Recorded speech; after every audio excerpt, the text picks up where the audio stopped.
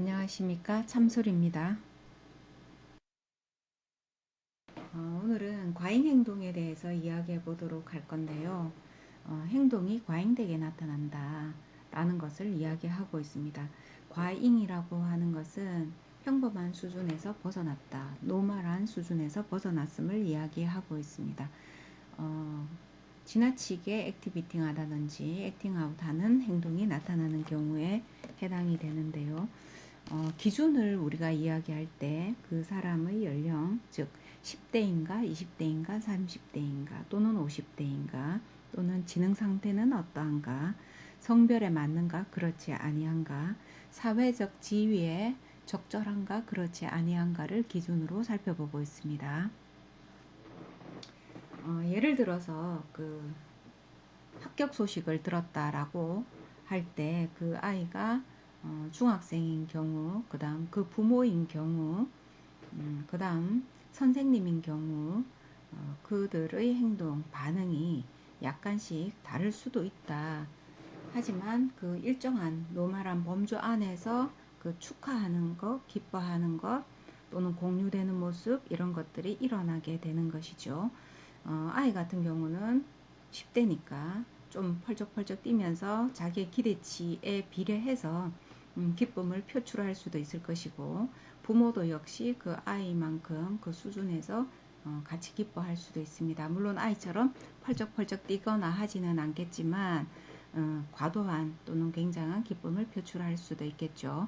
선생님인 경우에는 그 아이의 기쁨을 충분히 공유하고 공감하고 축하해주고 하는 모습들이 있을 것입니다. 자, 그러나 이 액티비팅하게 나오는 행동 같은 경우에는 자기 아이가 아닌데도 불구하고, 옆집 아이인데도 불구하고 그 아이가 합격했다는 소식을 듣고 자기 자신이 업되어서 자신의 정서, 기쁨 이런 것들을 제3자한테 과도하게 전달되는 것을 이야기합니다. 그래서 자기가 자신의 직접적인 일이 아닌데도 불구하고 직접적인 일인 것 마냥 발설한다든지 행동한다든지 또는 뭔가 추가적인 그러한 행동을 나타낸다든지 지시한다든지 이런 것들이 나타날 때 이야기합니다.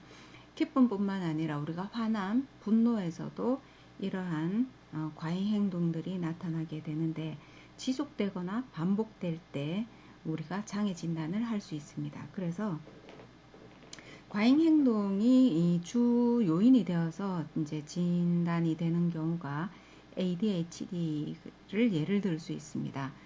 수업 시간에 적절하게 아이들이 약간의 그 소란스러움이 있는데도 불구하고 약간의 소란스러움 정도는 이해되는데도 불구하고 그 아이는 수업 분위기를 매번 깨뜨린다든지 흐린다든지 스스로의 그 돌출되는 언행으로 인해서 다른 아이들한테 수업에 방해가 일어난다든지 선생님으로부터 지적을 지속적으로 받는다든지 돌봄을 넘어서 지적을 받는다든지 이런 것들이 나타날 때 우리가 ADHD 관련성을 의심하게 되고 진단하기 위한 절차로 들어가게 되겠죠.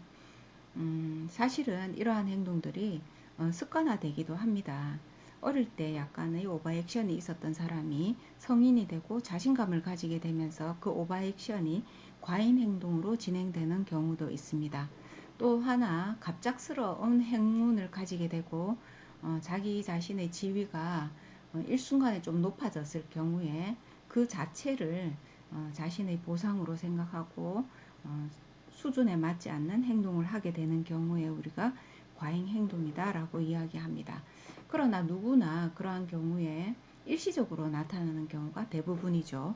어떤 사람들은 그것이 1년 또는 2년 반복되기도 하고, 1년, 2년 반복된다라고 하는 것은 그 사람이 성격화한다라는 이야기입니다.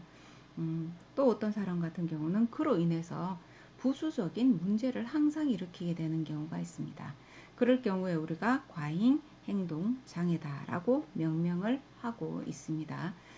주변에서 과잉 행동을 하는 사람들을 우리가 흔히 볼 수 있는데, 그럴 경우에 그 사람이 일시적인 건가 또는 그 사람의 현재 상태, 정서 상태에 부합하나 그렇지 않느냐를 우리가 살펴봐 줄 필요가 있습니다. 과잉 행동의 내면에는 과잉된 또는 부적절한 정서가 들어있을 가능성이 매우 큽니다. 행동은 정서의 자극을 받고 있고요. 그 정서를 다루어 줌으로 인해서 이 과잉 행동을 조절하거나 치유할 수 있다라는 것을 말씀드릴 수 있습니다. 오늘은 하이퍼 액티비티에 대해서 이야기해 보았습니다.